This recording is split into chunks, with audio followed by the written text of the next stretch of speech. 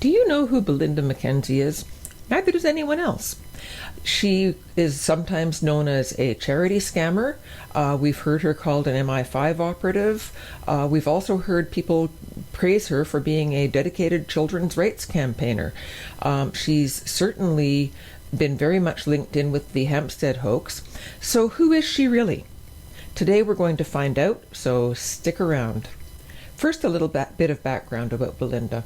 She was raised in Buckinghamshire, where her family is very well established. She was raised in a beautiful, large, old country mansion, the sort of place where people like to go on hunting parties and that sort of thing. And she currently lives in a rather nice house in Highgate, which has been known for some years now as the Highgate Hub, probably because that is where she has hosted many, many, many meetings and gatherings and one thing and another of people who believe in all sorts of different conspiracy theories in the UK. This began probably in the early 2000s and to our knowledge has never really stopped.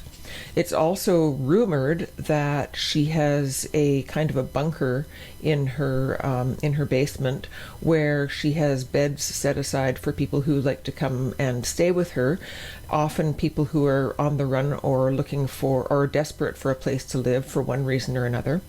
We know she has been a landlady to the MI5 defector David Shaler and his girlfriend at the time, Annie Machen. We also know that she was the host of Charlotte Ward, who would later go on to be very well known and much disliked, I would have to say, as Jackie Farmer, the author of the Hampstead research blog. And there's more about Jackie Farmer earlier on in this series, so if you want to find out more about that, you can check out that video.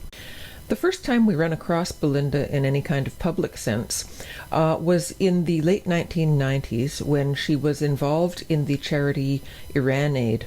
Now, Iran Aid ran into some trouble with the Charities Commission and it was reprimanded on account of its what they called heavy-handed fundraising tactics, which generally seemed to involve either having sweet young things on the corner with pictures of beheaded people and people living in horrible conditions in Iran, or having identified potential donors.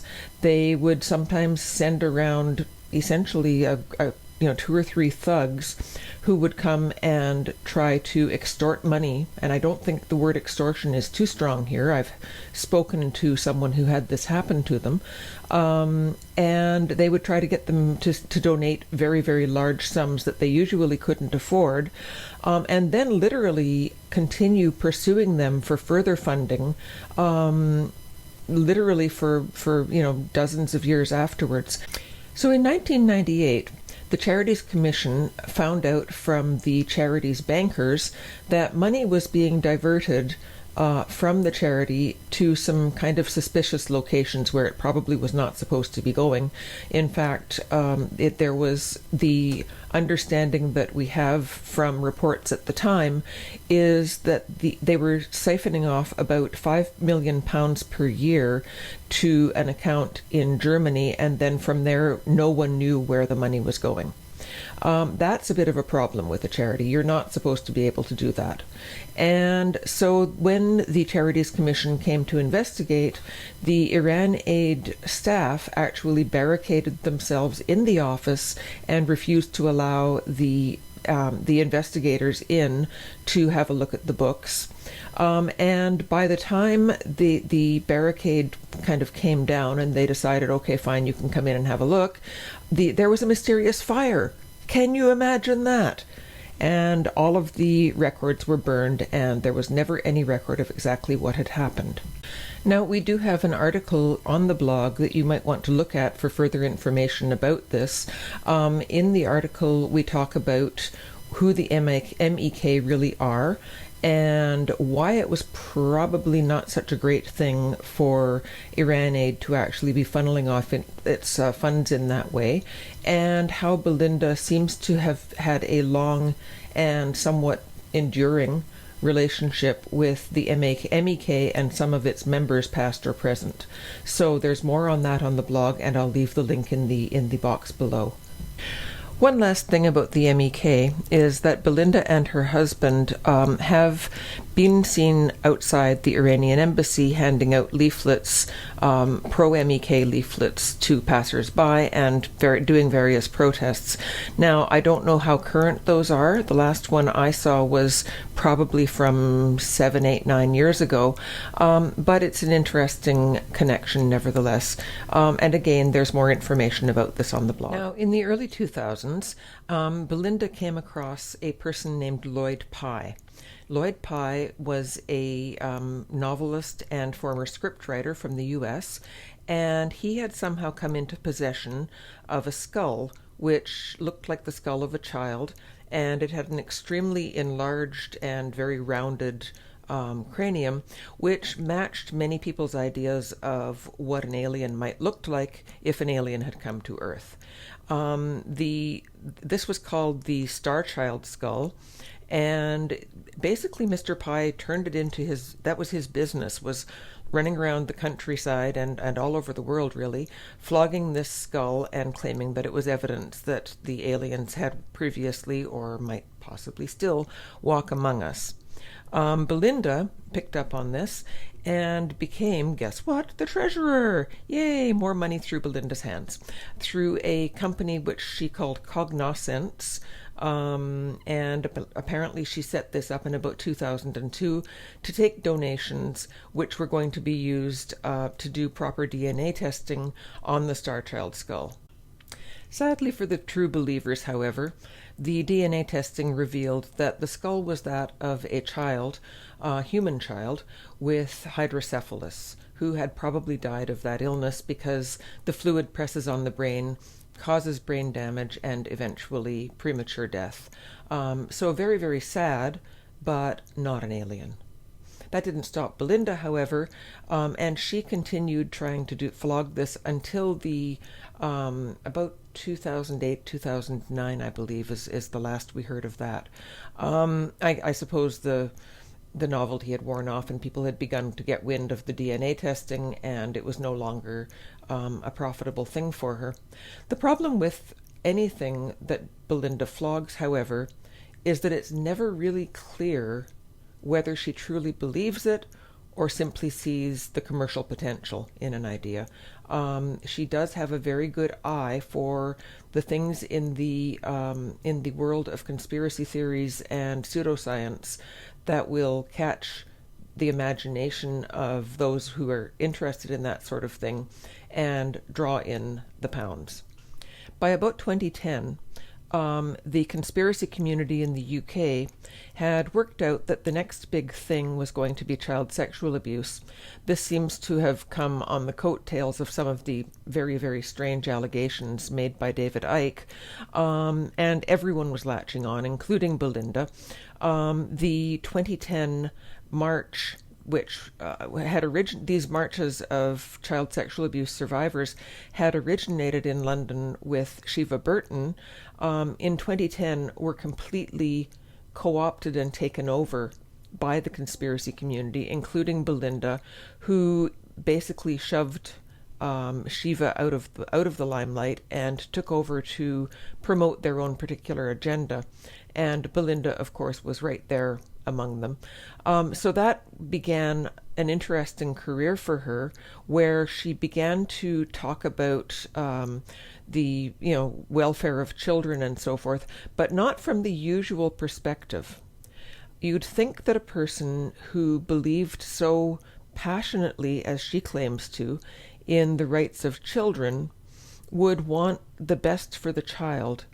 But what she seems to want is for parents, no matter how bad they are, no matter what kind of damage they do to their children, she wants the parents to be able to maintain control over them, because she has an idea that the social services in the UK in particular, I don't know about the rest of the world, but she focuses on the UK, so will I, that the social services steal children for the purposes of sex trafficking. and other nasty things. And it seems to tie into the whole David Icke idea of children being bought and sold for satanic abuse purposes, that sort of thing. So that was Belinda's next big thing. And this is, I think, where we really begin to see her kind of coming into her own and in a way making the pathway to the Hampstead hoax almost inevitable. About a year after the child sexual abuse rally, Wilfred Wong, who is known to many people as a strong believer and promoter of the idea of satanic ritual abuse, held an invitation-only meeting at Westminster under the auspices of the MP that he was then working for, Russell Brown. And Belinda was one of the invitees, as was Robert Greene, who would later go on to front the Holly Gregg hoax, spent time in prison because of his promotion of that hoax, and recently actually died. I'm very sorry for his family for that. And Belinda and Robert Greene began working together shortly after that on the Holly Gregg hoax, and she began to travel up to Scotland and really kind of help promote and get that particular hoax more coverage, I suppose, than it might otherwise have had. One very interesting video that I found featured Lou Collins interviewing Belinda McKenzie. In the interview, Belinda actually says that she spoke with Holly, who by this time is a young adult, and Holly had told her that, oh yes, she very much enjoyed being hiked around the countryside as a traveling exhibit, and that she more than anything, she wanted to see the people who had done the sexual abuse to her caught and punished, and that somehow, even as a child with Down syndrome and very, very limited mental capacity, she was somehow able to keep the secret of her sexual abuse from her mother and everyone else around her for 14 years because she was afraid of retribution from her father. Just dwell on that for a minute. How plausible is it really that a child with that kind of mental capacity would be able to foresee those kinds of consequences and make a plan and keep quiet about something for 14 years until her mother suddenly, basically went mental and decided that she had been sexually abused? Anyway, I'm getting a little bit ahead of myself because the Lou Collins interview was in 2012. In 2011, Belinda met and became quite close colleagues with Sabine McNeill. Now, Sabine originally had been involved in a bunch of different cases mostly involving monetary issues. That seemed to be her major interest.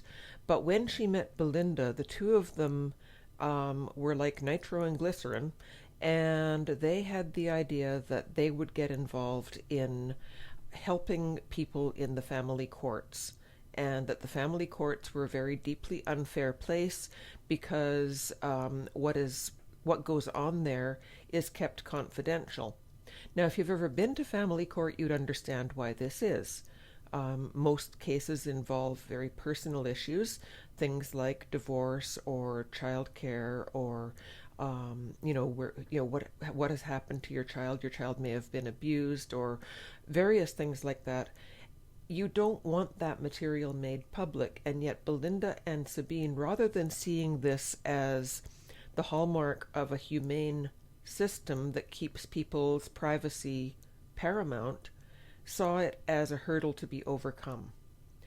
And interestingly, they hit upon the idea of becoming Mackenzie friends.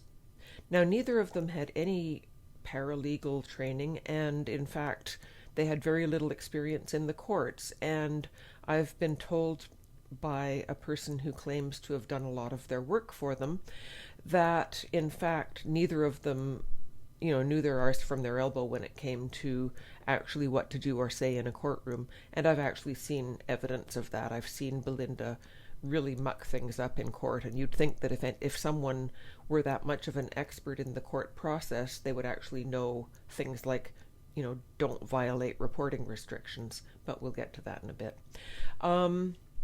Anyhow, so Belinda and Sabine met and got together in 2011, and they started the Association of Mackenzie Friends. This was a clever dodge. What a Mackenzie friend does, and a Mackenzie friend has nothing to do with Belinda McKenzie. Just so you know, a Mackenzie friend is a legal term, and it refers to a person who is allowed to come and sit beside a litigant in person, in other words, a person without a lawyer, in court, and pass them documents, help them sort of formulate their responses, give them quiet advice about what they might do or say next, and essentially be there for moral support.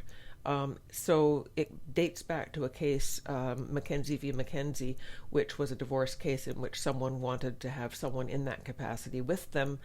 Mackenzie Friends can actually be a very helpful part of the family court system if they're used correctly. However, Belinda and Sabine had no intention ever of using them correctly. What they wanted to do was to use the Mackenzie Friend model to infiltrate the family court system. Now, why would Belinda and Sabine be so interested in infiltrating the family court system? It has to do with pushing their agenda, which is that no matter how terrible a family might be, the family is always the best place for the child. And this goes back to their paranoid belief that social services uses their powers over families to remove children unnecessarily, whip them out from under the parents' noses, and sell them into sexual slavery. That's basically what it's about. So everything that they do, once you look at it through that lens, it begins to make a little bit more sense. So, for instance, the Musa family, in which a number of children in that family were being violently abused by parents who believed that they were beating the devils out of them. And Belinda and Sabine and several of their friends, including Charlotte Ward, fought like demons to have those children returned to the parents. There have been other cases as well. The Vicky Haig case, for example, in which a mother taught her child to make allegations of child sexual abuse to the family court in order to ensure that the mother could keep custody of the child. Shades of Hampstead, but a few years earlier. The Melissa Laird case, in which a mother was keeping her child in horrifically dangerous and filthy conditions. The child was found with dog bites all over him.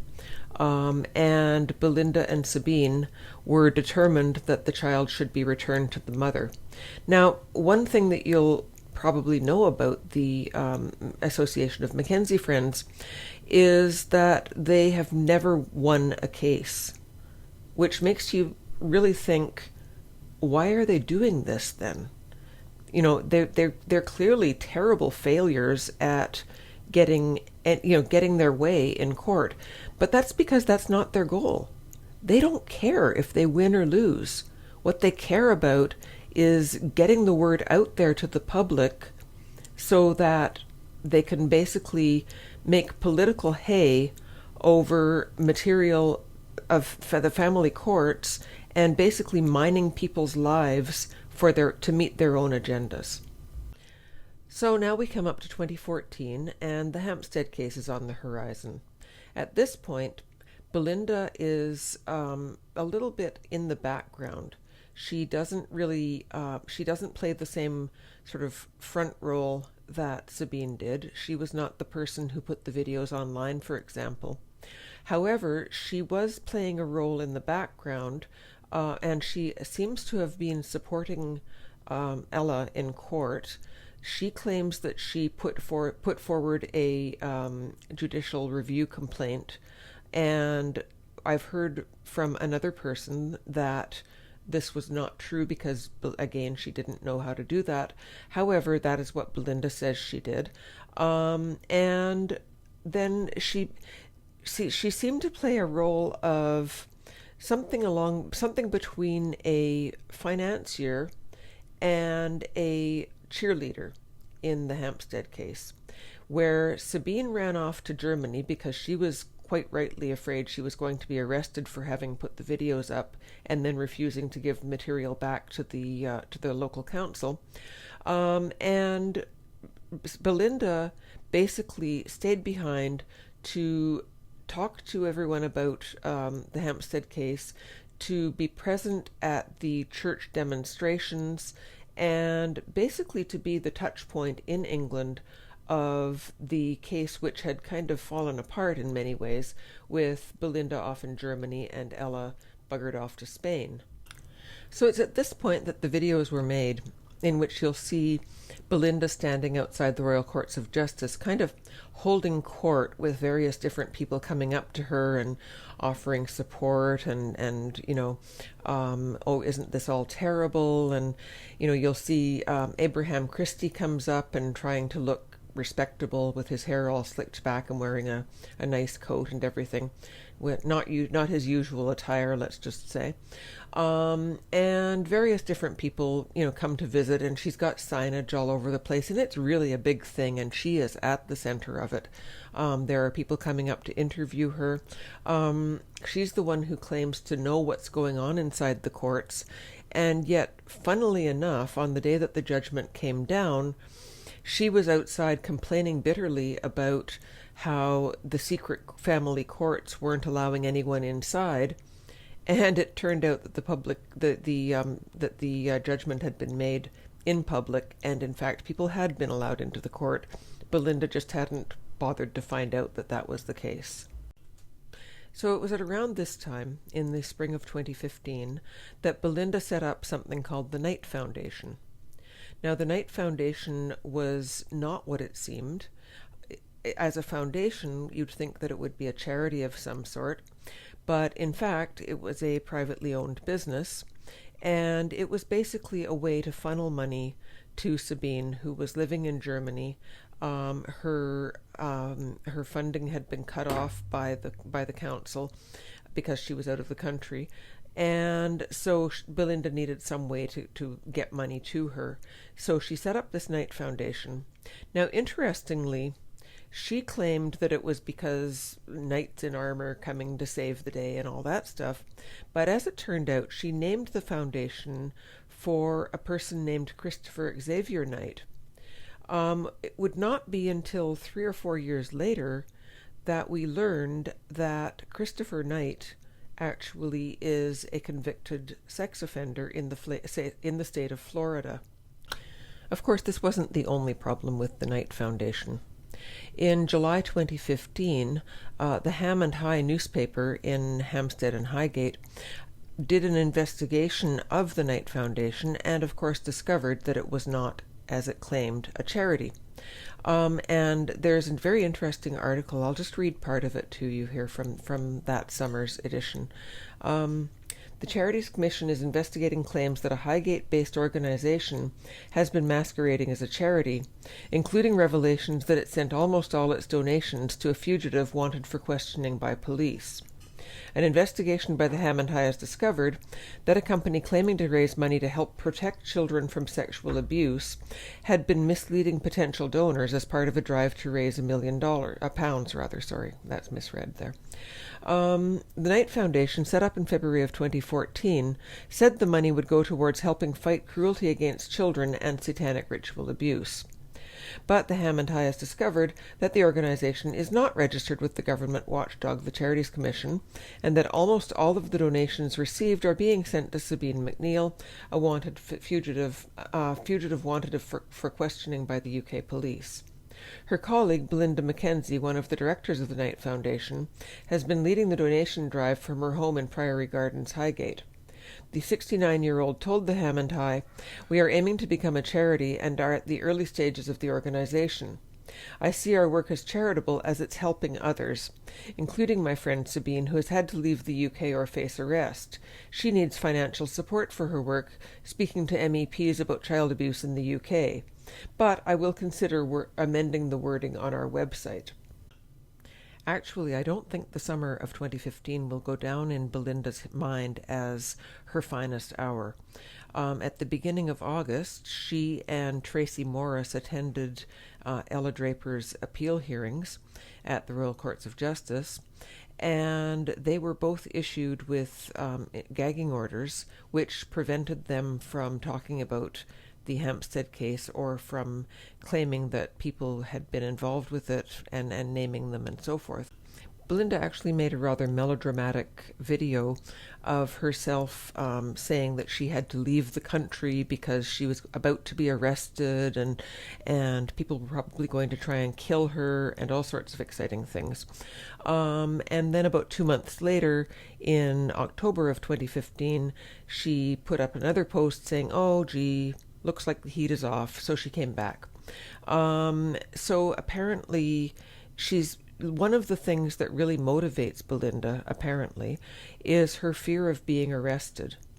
And this is the fact that she never has been arrested is probably one of the things that contributes to the belief, people calling her Teflon Belinda, but it also contributes to the belief that she is somehow involved in some sort of secret service and is protected, or doesn't have to face the consequences of her actions. However, we do know that Belinda has been arrested on at least 2 occasions. The first time was in the spring of 2017, and she made a bit of a fuss about it on a comment under an SGT report video. Basically, it sounded as though maybe she'd been into the wine a little bit, and she was kind of ranting and talking about how she had been arrested. Came as a surprise to everyone that I knew, because no one had heard anything about it. And usually when this kind of thing happened, we'd at least get wind of it, because basically people are very, very bad at keeping that kind of secret. The second time Belinda was arrested was at the Southwark Crown Court trial of Sabine McNeill in December 2018. I happened to be in the room when that actually happened, and the look on her face, the look of utter terror, was almost enough to make me feel sorry for her. Almost, not quite. She was brought to the dock, made to stand in the dock, while the judge basically told her what she had told us 2 days previously, which was that no one was to mention the name of any of the witnesses in this trial who would be under the protection of a reporting restriction. And I know that Belinda did this twice, because I read both of the posts that she did. One was an email and another was a Facebook post. In January, she was tried. They decided to wait until after Sabine's trial was finished, and she was convicted and received a 6-month sentence, suspended, I believe, for a year. It might have been 2 years, I'm not sure. And she had to sign a document stating that she was never going to discuss the contents of the Hampstead hoax in public again, which I believe she did. The reason I know that she's terrified of being arrested is, again, as I say, the absolute and utter horror on her face. And then she began just dithering. She was like flapping her arms and just like, "Oh my God, I don't know what to do. I don't know what to do." I mean, I'd be upset if I were arrested. I would try not to do something that would get myself arrested, but I'd be upset if I were.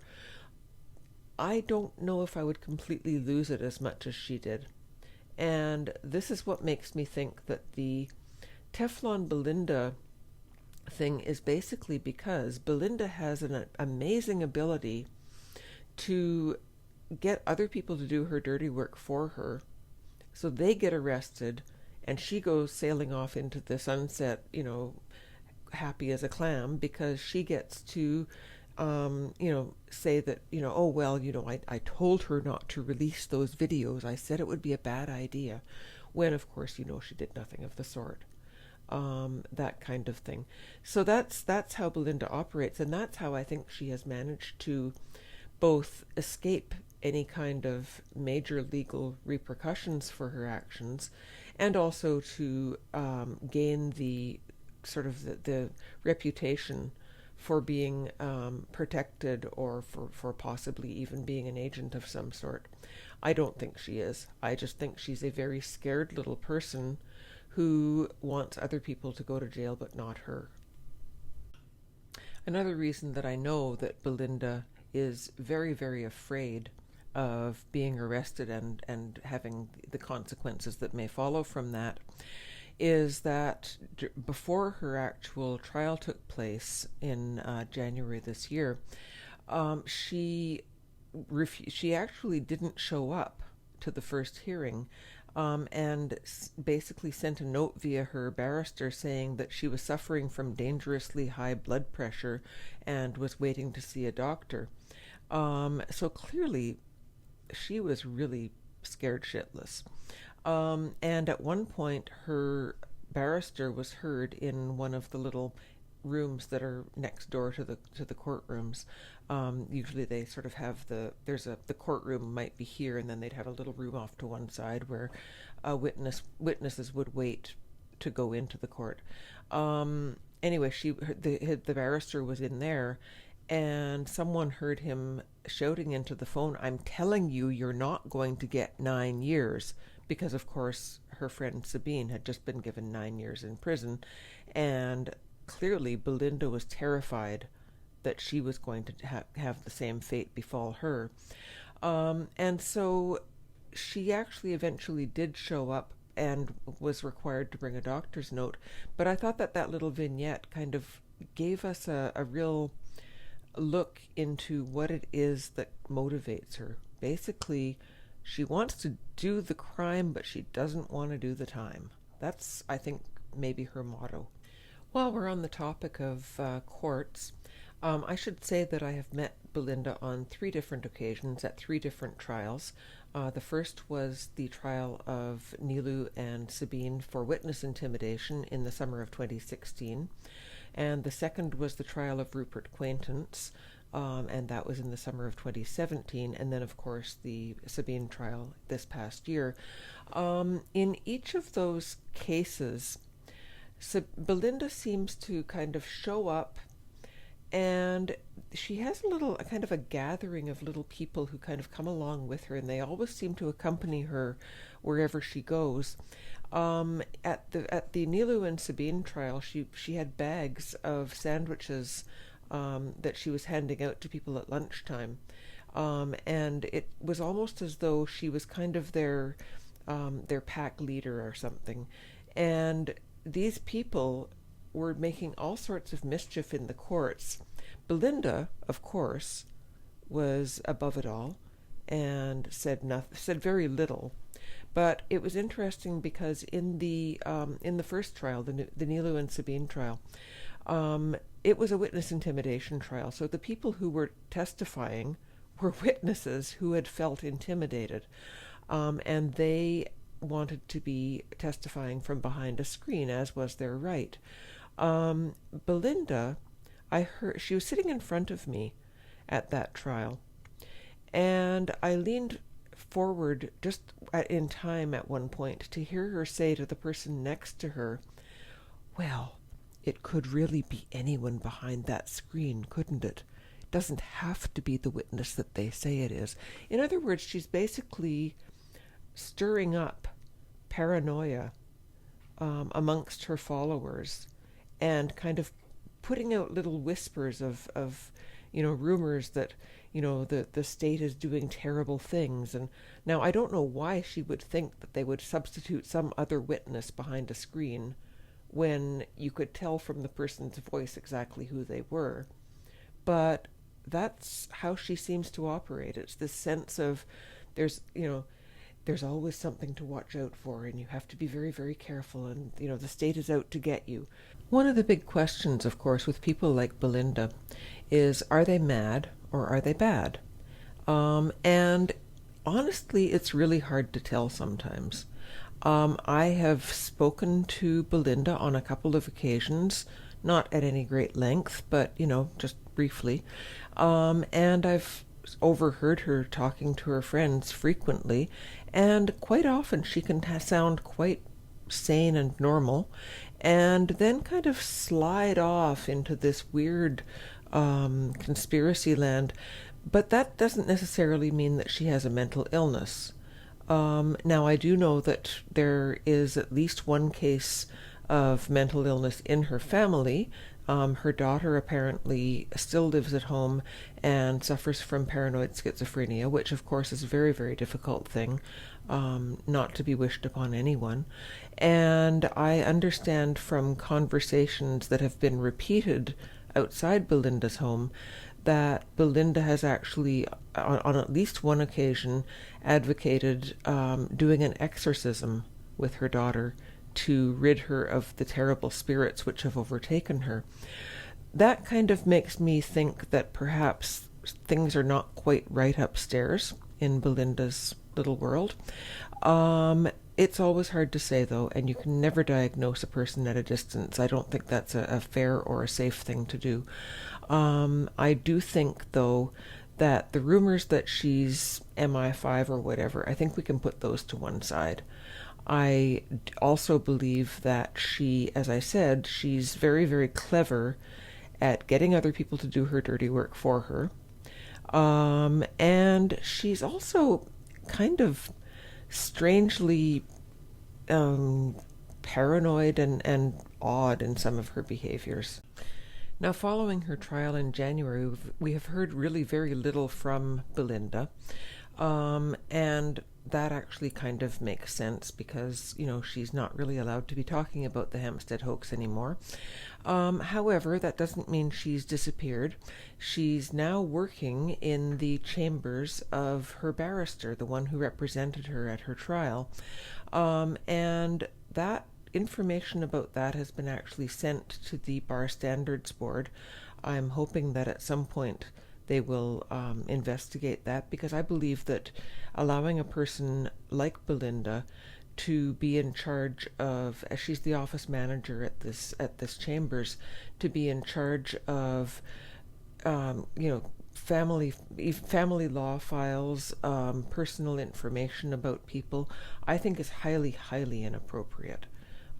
Especially given some of the material that she has been involved in and some of the agendas that she has tried to very publicly push. So we'll see if anything comes of that.